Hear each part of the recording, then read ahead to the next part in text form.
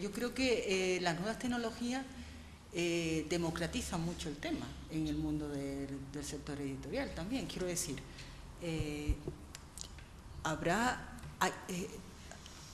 afortunadamente ya no son solamente grandes empresas editoriales las que van a posibilitar o van a tener realmente la capacidad de edición del libro de absoluta calidad y de comercializarlo de una manera masiva.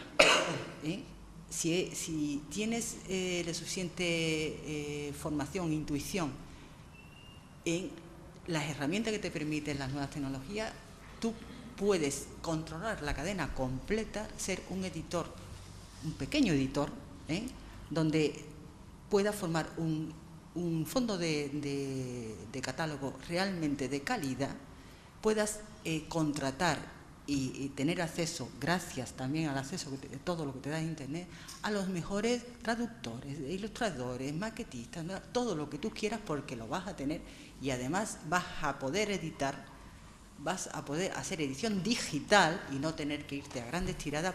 Puedes comercializarlo como libro electrónico, que afortunadamente es una herramienta magnífica para difundir nuestros fondos, nuestros libros, y además, si lo haces bien, utilizando redes sociales, utilizando librerías virtuales, plataformas genéricas y plataformas específicas, tus libros están en el final del mundo.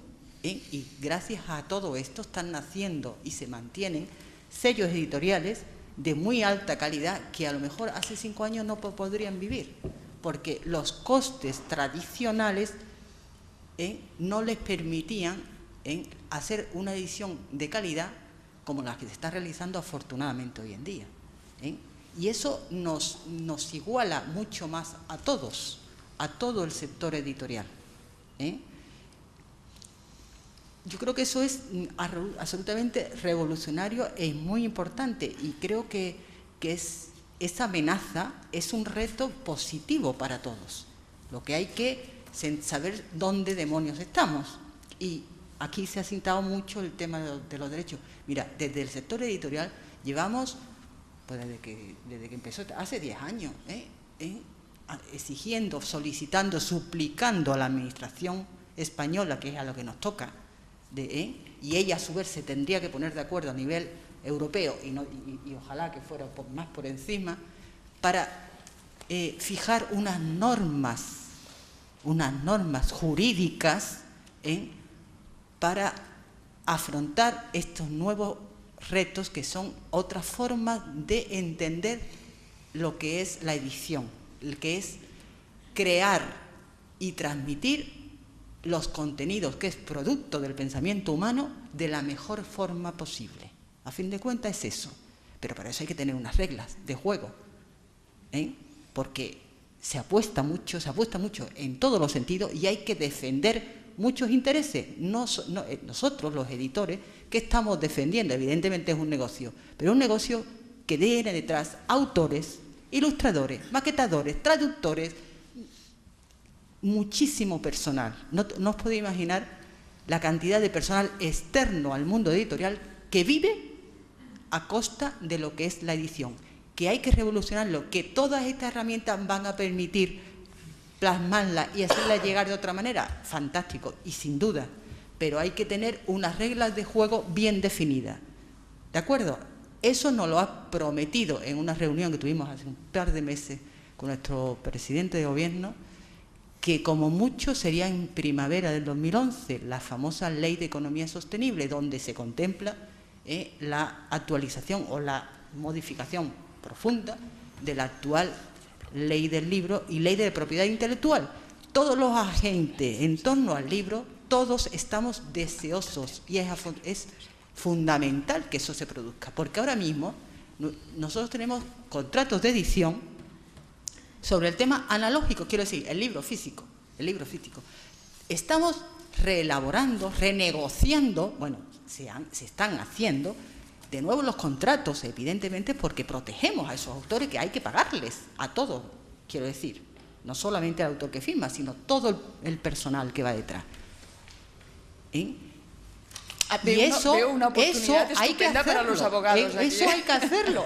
Bueno, hay muchos abogados. No te puedes imaginar lo que pagamos en abogados, en bufetes de abogados, los más prestigiosos de España. Están trabajando en ello. Y hay una proforma entregada, hay un borrador absolutamente consensuado entre todos, pero estamos en manos de la Administración, que lo tiene que aprobar y lo tiene que discutir, lo tiene que poner. A ver si el año que viene, como Luis, cuando nos volvamos a reunir, podamos porque además hablar tiene que contemplar todo tipo de derecho y todo tipo de edición.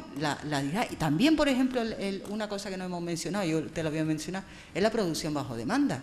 Producción de baja, ¿sabéis lo que es? ¿No?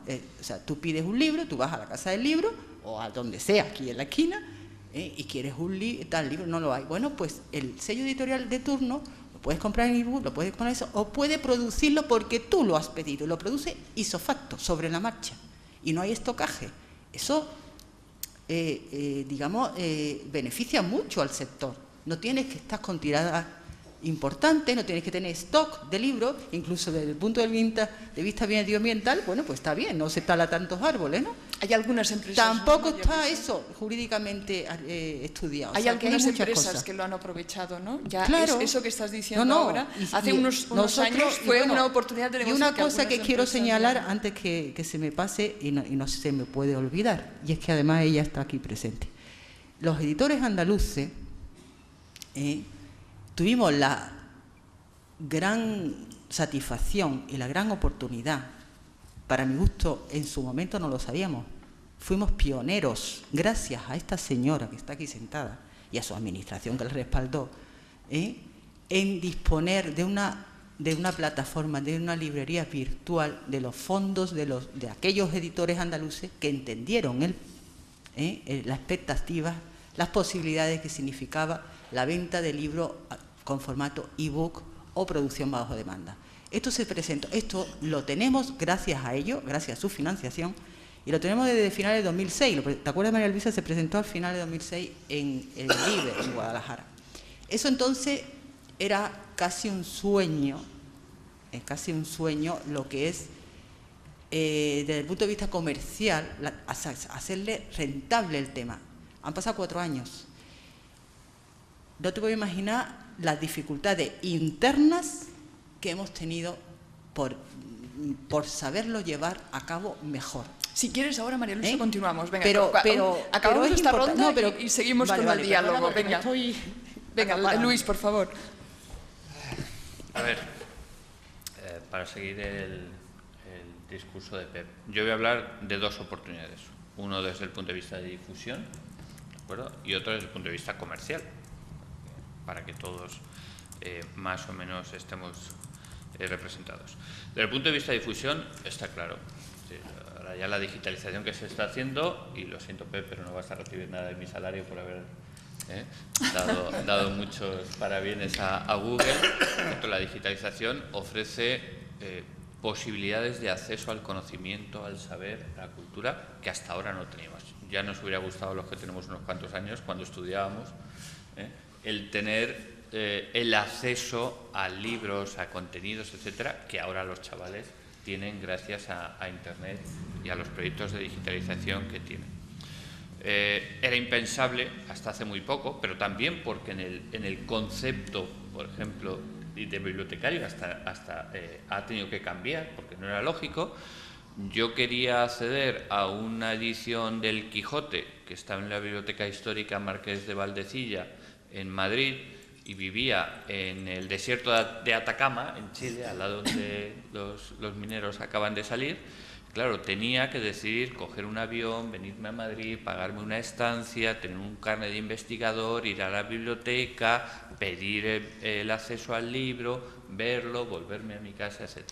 Ahora Internet permite que con una mera conexión de teléfono, desde mi propia casa en el desierto de Atacama, estoy viendo de la primera edición del Quijote, porque está accesible a través de Internet, pero es que además puedo estar viendo otras 50 ediciones del Quijote de los siglos XVI y XVII y comparando y haciendo o mis estudios de investigación o simplemente cumpliendo con mi curiosidad.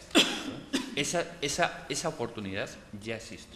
Es decir, esa gran gran altavoz que Internet es para la hora de difundir, de dar a conocer cultura, conocimiento, saber, ya existe, ya existe. Y ahora ya cualquier biblioteca puede, en efecto, tener incluso y ofrecer acceso a contenidos más allá de lo que hasta ahora hacía una biblioteca, que era ofrecer el acceso a los libros que estaban en su estantería. Y eso todavía va a cambiar. Dentro de muy poco tiempo, una biblioteca, y estoy totalmente de acuerdo con lo que decías al principio, no se va a dedicar ya al préstamo de libros, es que se va a dedicar incluso a la gestión de licencias de acceso a contenidos, que es por donde va el camino que la directora de la Biblioteca Pública de Nueva York comentaba la semana pasada. Es decir, el bibliotecario gestionará accesos a contenidos, ¿de acuerdo? Licencias de acceso a contenidos. Y una biblioteca podrá no solo comprar 5.000 ejemplares de libros que pueden estar disponibles, es que podrá comprar 500.000 licencias de acceso a una biblioteca de 5 millones de obras que están disponibles de forma digital. Es decir, las dimensiones, estamos hablando de algo radicalmente diferente. Y el bibliotecario tendrá que cambiar también su papel para favorecer la difusión y el acceso de mucha más ciudadanía a esa cantidad ingente de contenido. Luis, ¿y ahora cómo lo operativizan eso? ¿Cómo lo están, ese proyecto que dices que ya sustituyeron? Eso está. ¿Cómo están ahora dando acceso a esas licencias? Eso es en lo que están empezando. Todavía no lo han concretado. Y eso es lo que va, sobre todo, y vuelvo al principio de mi discurso, todo está por la digitalización y por la disposición de los contenidos en Internet, que es el gran medio de difusión y de acceso a la información que ya todos utilizamos. O sea, será a través de Internet, ¿no? Nosotros estamos haciendo un proyecto de eso.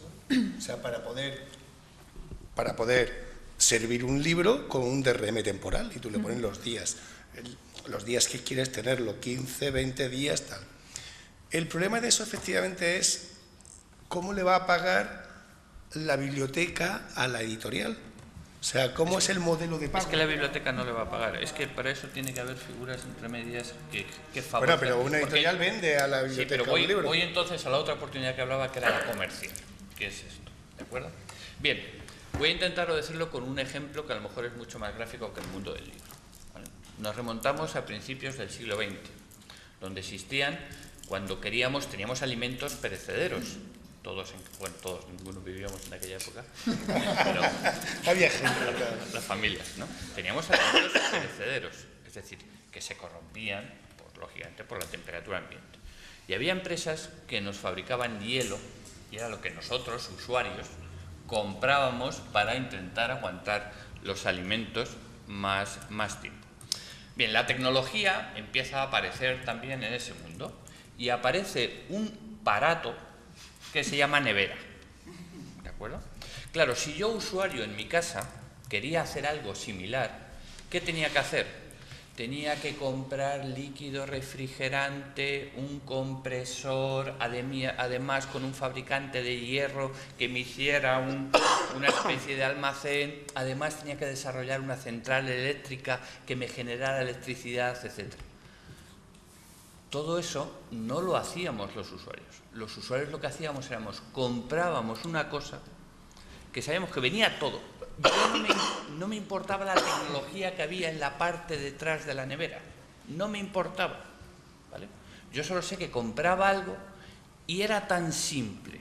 Utilizarlo era tan simple como hacer así en la pared y eso funcionaba. Bueno, pues ese ejemplo es el que falta y es la gran oportunidad comercial para el mundo del libro. Ahora mismo, los libros digitales, si queremos leer un libro digital en aparatos de estos, por supuesto, primero tenemos que comprar el aparato. 300 euritos para que Juan... Mala vida. Ya sabes, para fomentar. Pero primero el aparato. Luego tenemos que empezar a buscar dónde hay libros que se puedan leer en este aparato.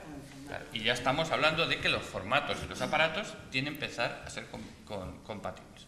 Luego voy a esas plataformas que existen y quiero comprar un libro. Me tengo que empezar a registrar. Lo primero es que si compro el libro, aparte de que ya compro el libro, me dicen que me tengo que descargar un fichero que se llama DRM, que es lo que estaba saliendo.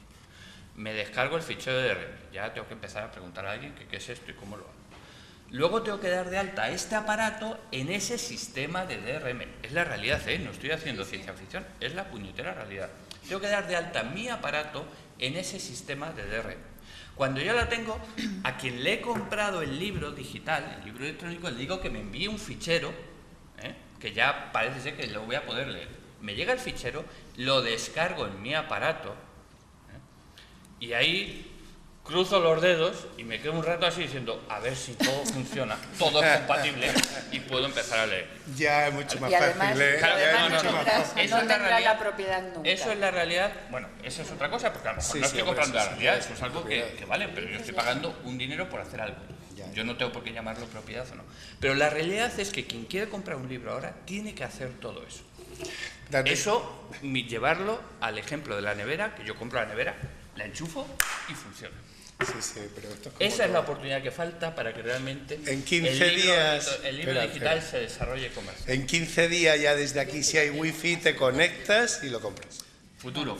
No, 15 días. Absolutamente de acuerdo con lo que acaba de decir. Venga. Totalmente. Ahora es el turno de Juan. Allá hay una entente bastante clara. No. Yo vamos a ver. Bueno, luego después entraremos en el debate. Que el tema del enchufe y de la nevera pues está muy bien, pero el problema es que el único que va a generar electricidad va a ser Google. No, ahora mismo no hay una sola compañía de electricidad. Vamos a ir por el camino de... Bueno, ya está. El tema es una oportunidad. Yo siempre parto de que donde haya un papel, ponga un papel. Entonces, donde hay papel, las oportunidades están en cualquier sector donde haya papeles. Bueno, en nuestras mesas de trabajo, ¿no? En cualquier sector donde haya papeles, imagínate, pues sectores profesionales, abogados, médicos, por supuesto en educación, en la administración pública, en un banco hay papeles, en fin. Y de todas formas, eso es muy genérico y uno de los proyectos en los que yo estoy pues, un poco obsesionado es en el tema de quitar realmente la mochila escolar, o sea, quitar los 12 kilos de la mochila. Claro, los caminos de la administración han sido netbook, tablet, PC. Y ese camino, yo no creo en ese camino. Y es por una cosa muy simple. El 80% de los profesores probablemente no son capaces de dar una clase con un portátil. Fijaos qué cosa más simple.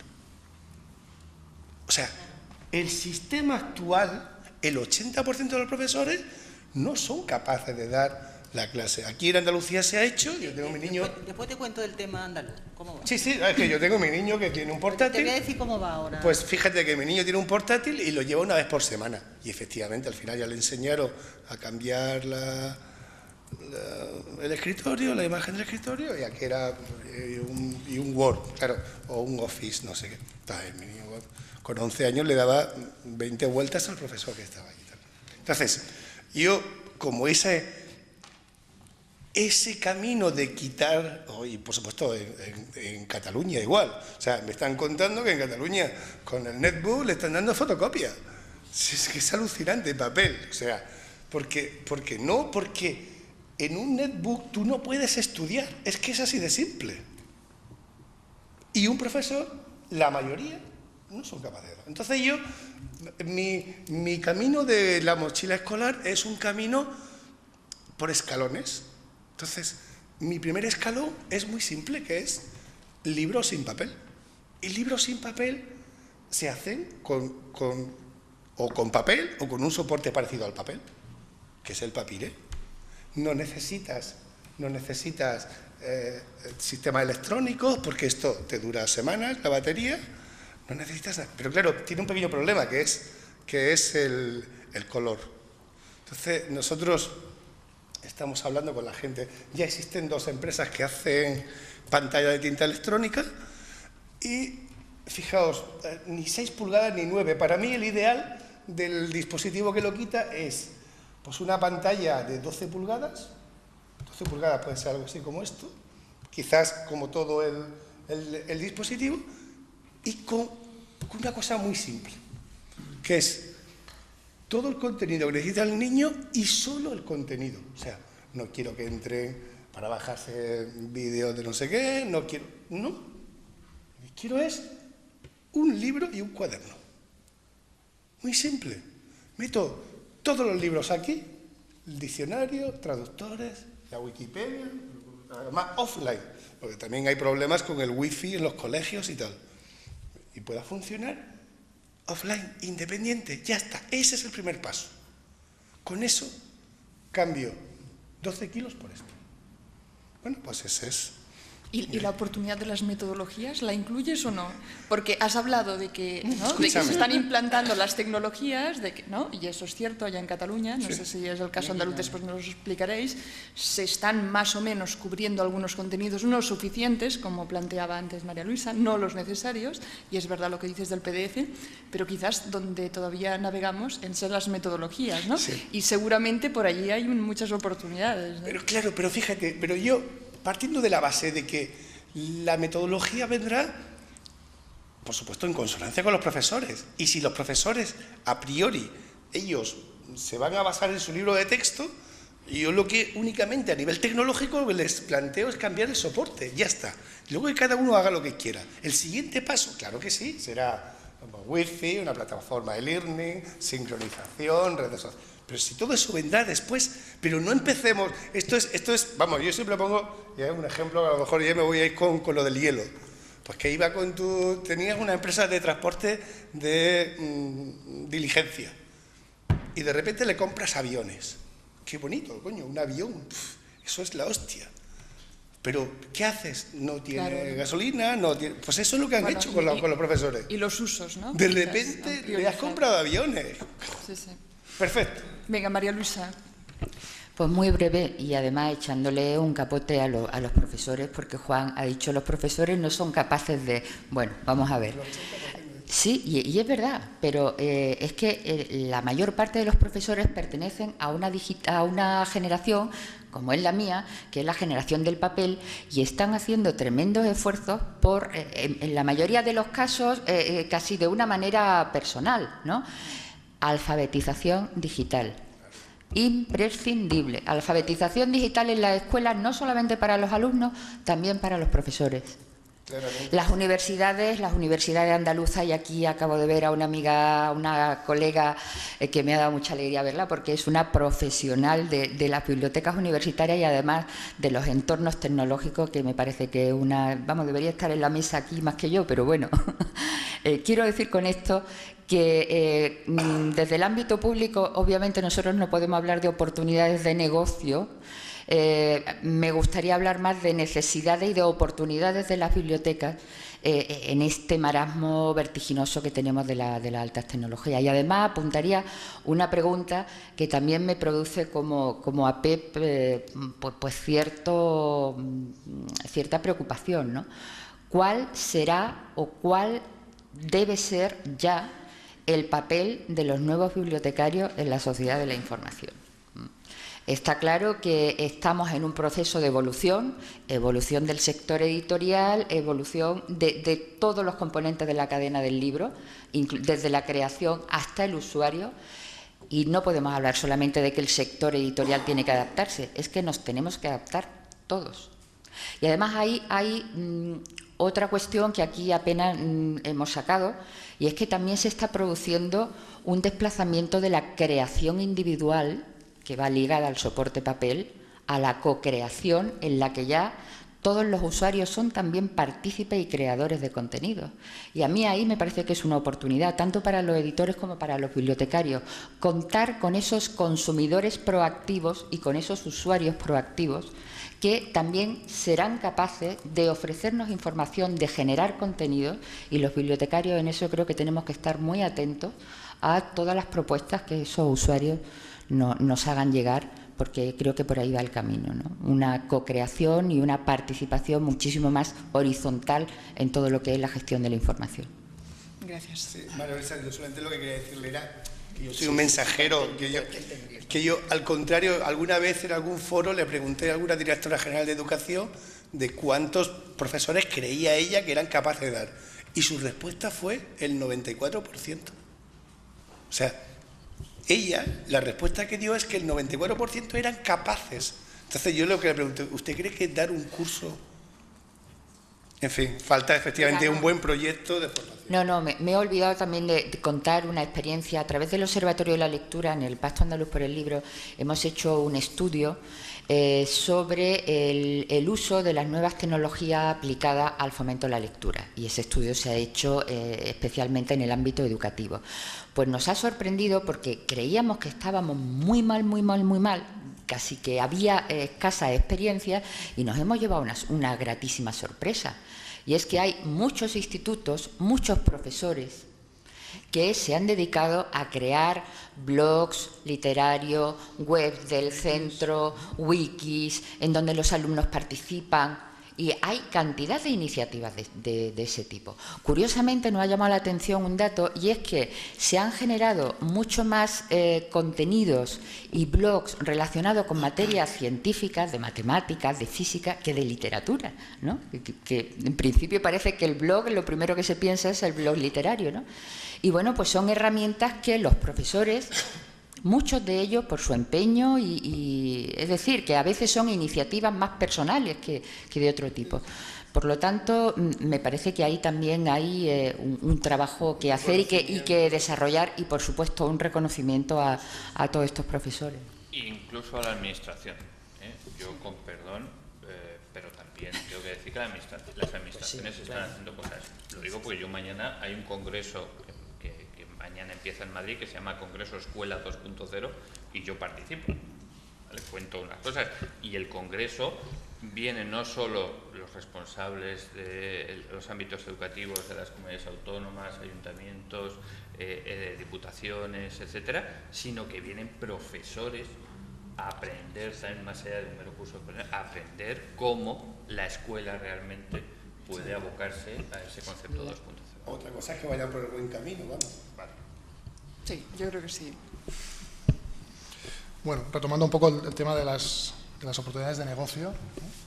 Bueno, lo primero que tengo que decir es que para mí, digamos, de los 3 puntos, 4, si no recuerdo mal, que nos planteó Teresa, la oportunidad de negocio para mí es la más difícil de resolver, porque yo llevo 14 años trabajando en el sector público, ahora ya no, en la BOC, que no es un sector público, pero yo no hago negocios, o sea que si alguien va a tomar nota seguro que es lo menos útil que pueda hacer dentro de la mesa redonda. Haciendo pronósticos soy también muy malo. Haciendo pronósticos soy muy malo. Yo dije que Guardiola fracasaría, imagínate. Y no es una broma, yo lo dije. Guardiola fracasaría en el Barça, dije. Y lo dije de verdad, no es una broma. Bueno, yo creo que pensando en el tema de la oportunidad de negocio, yo creo que, no sé si es un poco lo que decía Luis, ¿no? Pero yo lo que sí que soy, desde hace un poco tiempo, soy un muy buen usuario de Spotify, ¿no? Me pasé al Premium, no tengo publicidad, me lo he instalado en el iPod, me lo he instalado en el iPad, en el ordenador, y no me lo he instalado en la BlackBerry porque no tienen salida para BlackBerry, ¿no? Pero yo, cuando pienso en la biblioteca del futuro, y no sé si esto es una oportunidad de negocio, pienso en una especie de espacio donde el usuario, y aquí voy un poco también a la discusión que tienen Juan y Luis sobre si hay que tener o no acceso a Internet. Yo me imagino un usuario entrando en su plataforma de biblioteca y teniendo un acceso similar al que yo tengo a contenidos de música, ¿no? Esto es pago por acceso, no es descarga, es pago por acceso. No, yo lo tengo. Es verdad que Spotify permite tener una especie de tracks dentro del sistema, no sé muy bien cómo funciona porque sí, te lo registra, pero no tienes un MP3, no es exactamente esto, ¿no? Entonces yo creo que una oportunidad de negocio, y no sé si iba por aquí lo que decía Luis, es esto, ¿no? Es decir, una especie de nevera en la que tú entras, ¿no? Y hay lo que has puesto, ¿no? Y para eso, y ya digo que como no tengo experiencia en tema de negocios, no veo claro tampoco que Internet sea o no sea un tema crucial para el asunto, pero en el caso de Spotify lo es, y yo creo que yo no uso iTunes, no lo uso. La semana pasada anunciaron Spotify para libros. Sí, pues mira. Siempre voy tarde, hostia. En lo de la biblioteca pública no me entero, en lo de Spotify no me entero. Ya he dicho que los negocios no era, ¿no? Sí, vamos. Es algo curioso lo del tema, efectivamente. Lo que pasa es que libros con publicidad... No, premium.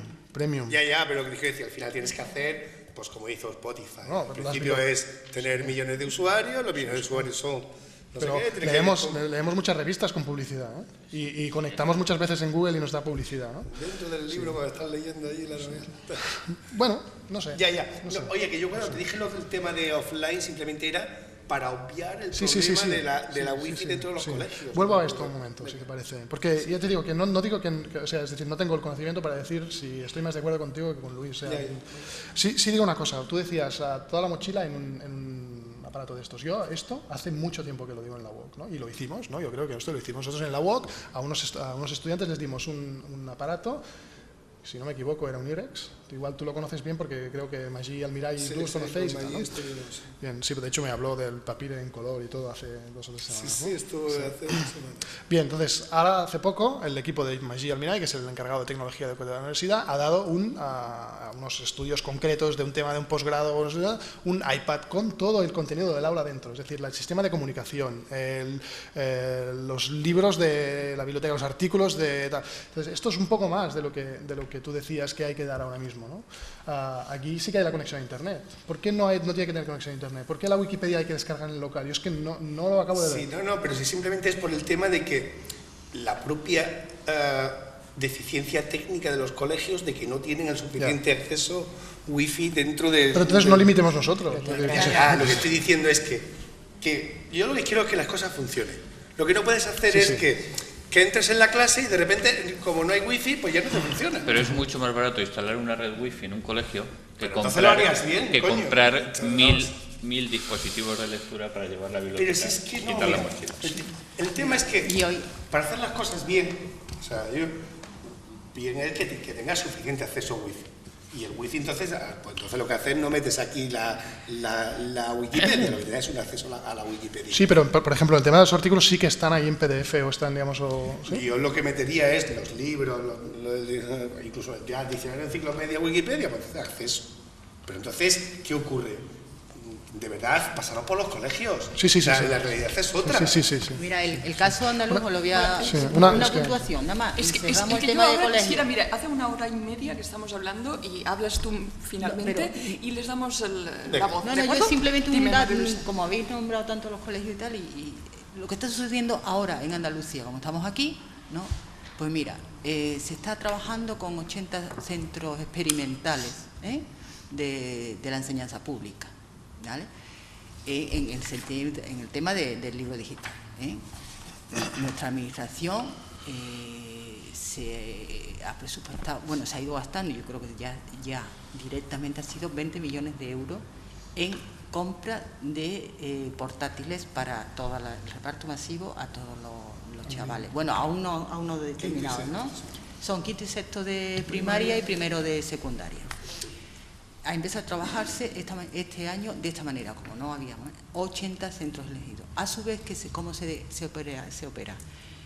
Presuntamente tienen que tener, evidentemente, servicio de wifi y que funcione debidamente. Las editoriales se registran, las editoriales en la Consejería de Educación han registrado sus materiales. Y con ese registro van al acceso a estos centros experimentales. ¿Cómo se ha negociado? Mediante licencias de uso anual.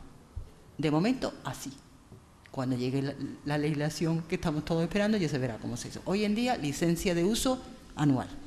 María Luisa, las metodologías de trabajo de los profesores en el aula también se han trabajado paralelamente. ¿Hay grupos de trabajo? ¿Cómo lo ha canalizado la administración? Están haciendo un gran esfuerzo, un tema de administración, ya no. ¿Sabes? Porque efectivamente, lo habéis señalado, capacidad total, pero claro, tienen que haber dotaciones y espacio y tiempo de formación a estos profesores. Claro, es que es fundamental. Si ellos no lo conocen, ¿cómo lo van a utilizar? Es imposible. Yo creo que esa sí que es una gran oportunidad, porque en Cataluña está sucediendo exactamente lo mismo. Creo que se ha empezado un poco al revés, ¿no? Sí. Empiezan las tecnologías y después los usos tienen que... Forma al personal, negocia bien el tema o trata bien el tema de los contenidos y entonces ves técnicamente cómo lo acomete. Que llegan elecciones. Exacto. Sí, bueno, es un poco... Un dato más sí. Y ya, porque creo que es mejor darle la palabra a ellos. También en la Consejería de Cultura existe un plan que se llama ALBA, Alfabetización Digital, que ha puesto en marcha la Dirección General del Libro y se trata justamente de formar en el ámbito digital a los bibliotecarios del sistema de bibliotecas públicas.